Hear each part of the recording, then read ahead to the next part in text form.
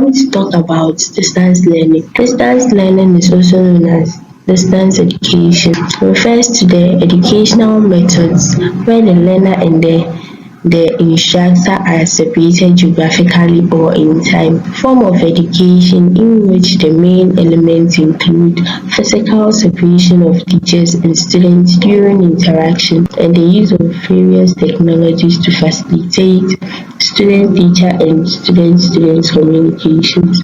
Examples of distance learning include online university programs, blended learning, virtual classroom, interactive learning platforms. So here we move to the advantages of distance learning. Talking about flexibility, it means dedication and the time. How distance learning allows you to study anywhere with an internet connection and the time where you can learn at your own pace with your studies around work, family or other responsibilities. So we are moving to the second one, cost effectiveness. The cost effectiveness is about the tuition and reduced expenses. This talks about distance learning programs may be more affordable than traditional college or university programs. Now move to 3, accessibility. This talks about the global access and accessibility for individuals with disabilities. Distance learning opens doors to a wide range of courses and institutions that might not be geographically accessible.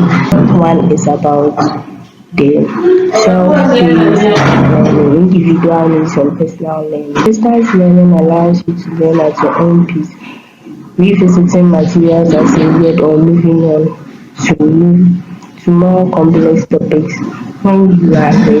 The next slide is about the disadvantages of distance learning. 1. Challenges with self-discipline and time management. When you are learning using the distance learning, you have to manage your time very well so that you waste time. And the social isolation is about the distance learning that can lead to feelings of isolation and loneliness due to limited face-to-face interaction with instructors and peers. Potential distraction. This talks about how one commits his or herself into the distance learning or distance education. Technical difficulty, maybe if you have a PC or a phone that you are using and you know the phone is at fault, so because of that you cannot join the distance education or the distance learning that the students or your peers have joined. You see, so we are moving to the early forms of distance learning. In the early forms of distance learning, correspondence education widely accessible.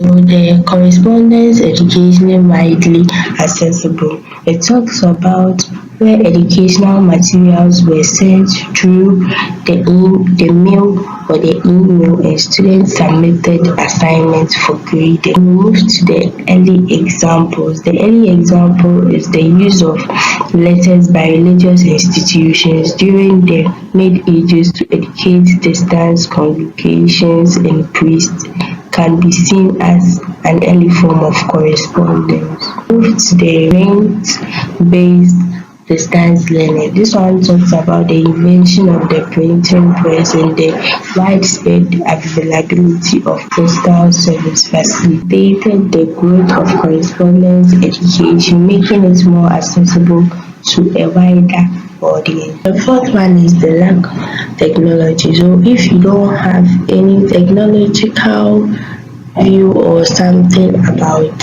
what you are going to teach or something, everything is not going to work very well.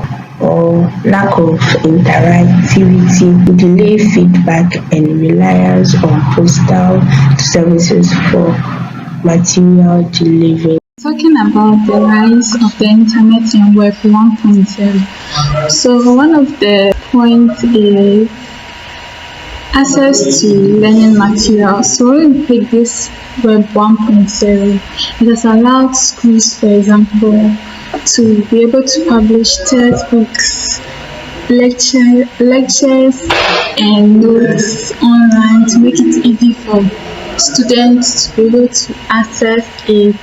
So students can go there, like go on those websites to download or read materials anytime, giving them access to education outside the classroom. So we are moving to the second point, that is distance learning.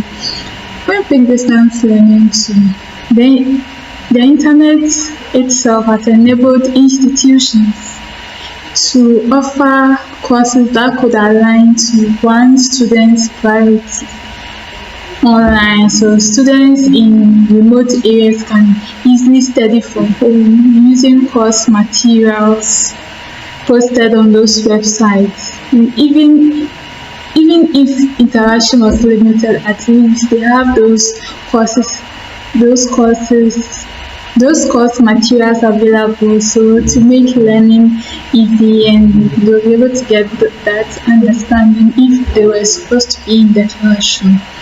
So move to the third one, that is email communication. So I pick email like this. Email also is a key tool that students and teachers mostly use to communicate.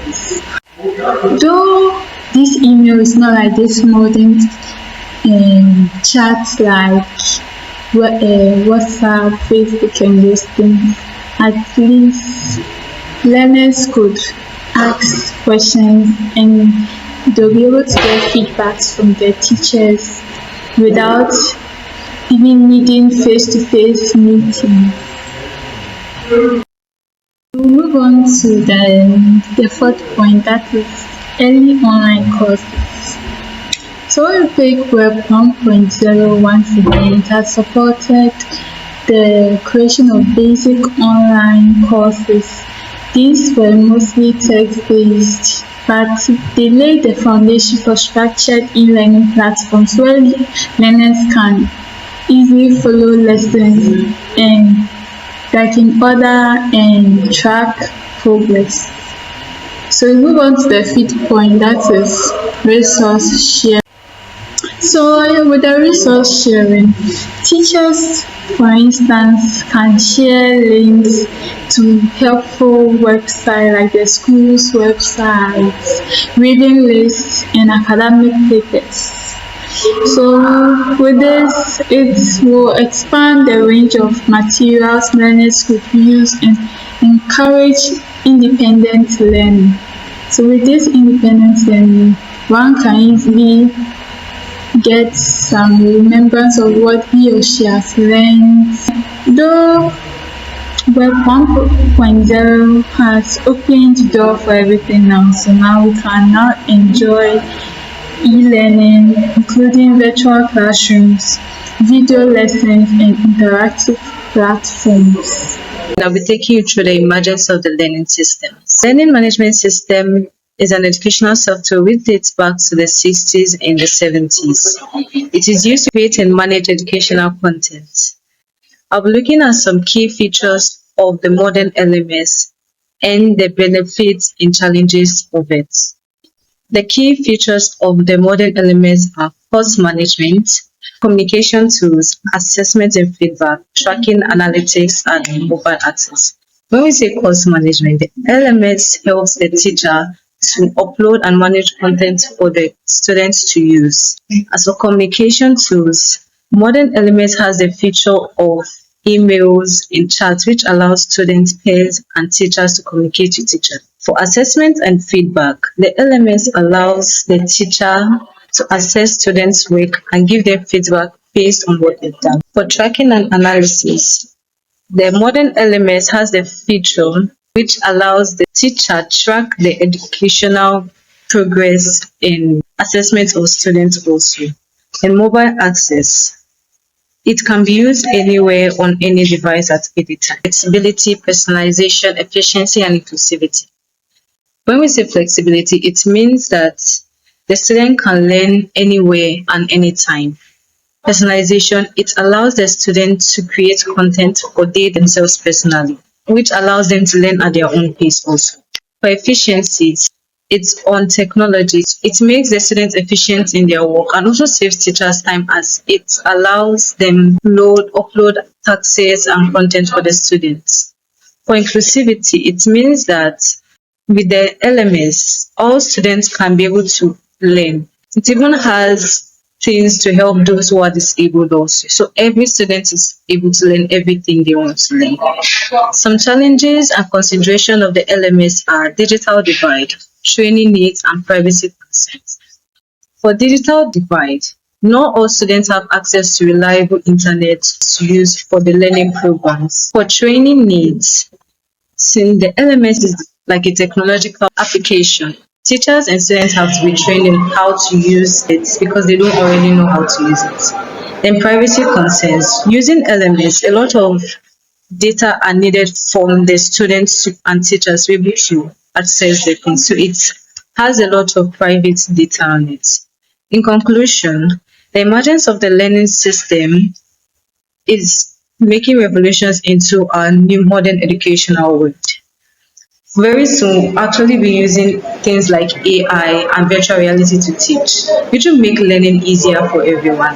So now we can't even say that we want to learn technology anymore because we really need it. Quick about what mobile learning is. Let's be honest, most of you use your phones more than you use your tablets, right? Well, what if I told you there are some phones that can actually help you to pass your exams, learn new skills, and even make study fun? That's exactly what mobile learning is about.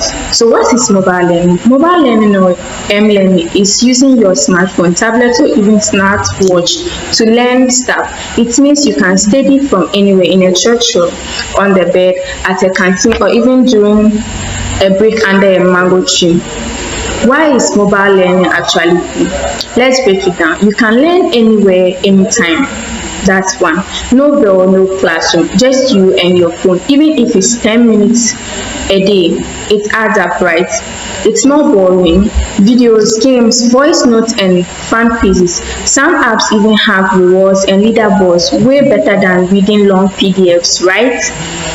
3. Learn your way. Some apps track what you learn, struggles with, and helps you improve. It's like having your own tutor in your pocket. 4. No network, no problem. You can download lessons, stay offline. Perfect for areas with poor signals or data. Benefits of e-learning: flexible, study when you want, how you want. 2. Affordable, lot of free or cheap learning apps. 3. Motivating, apps, tricks, budget, and notifications can keep you on track. Inclusive, students in rural areas can still access quality content. The challenges of e-learning: mobile learning is great, but there are challenges too. 1. Distraction. TikTok, Instagram, and WhatsApp can easily pull your attention. Device limitations. Not everyone has a good phone or enough storage. Battery life. Learning apps drains power, so keep that charger close to you. Content quality. Not all apps or videos are accurate, so always check your source. Mobile learning is not all about school, it's about enhancing it. It gives you more control over how and when you learn, but you need to be disciplined, focused, and smart about using it. So the next time you open your phone, ask yourself, can I use this moment to learn something new? I'll be taking you guys through AI in e-learning and future trends. So we all know how AI has transformed the world recently, and that also includes e-learning, and it has done so through personalizing experiences and making assessments more adaptive, and also giving real-time feedbacks. Okay, so we move on to the next topic, which is current application of AI in e-learning. So it boosts student involvement. So when you say it boosts student involvement, all what you're trying to say is that they provide games and activities that make things more interesting and interactive for students to do, and also give rewards at the end, yeah, which boosts their motivation and confidence of students. So we move on to the second point, which is chatbots and virtual assistants. So when we say chatbots and virtual assistants like Gemini or even ChatGPT are AI machine learning that can basically solve or answer every question that the learner poses to it without any problems. Yeah, so we move on to the next point, which is virtual and augmented reality learning. So with the use of virtual goggles and augmented goggles.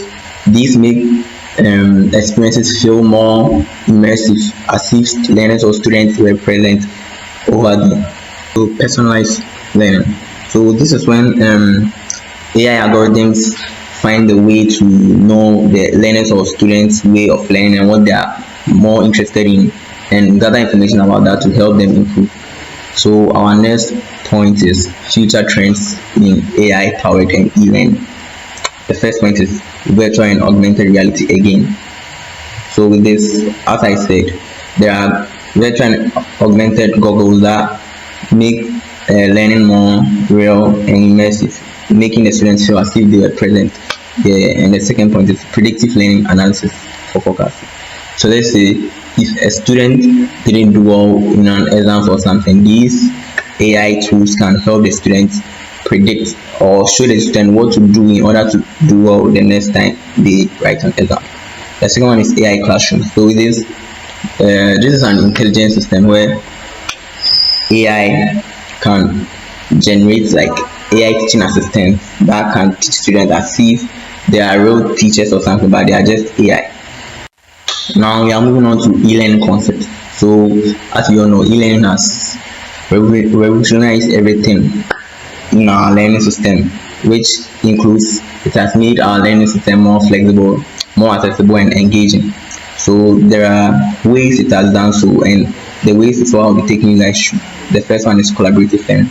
So this is where students come together, form groups, and try and share their experiences and their thoughts, so that everyone it makes learning more faster and socially brings people together and makes it more interactive.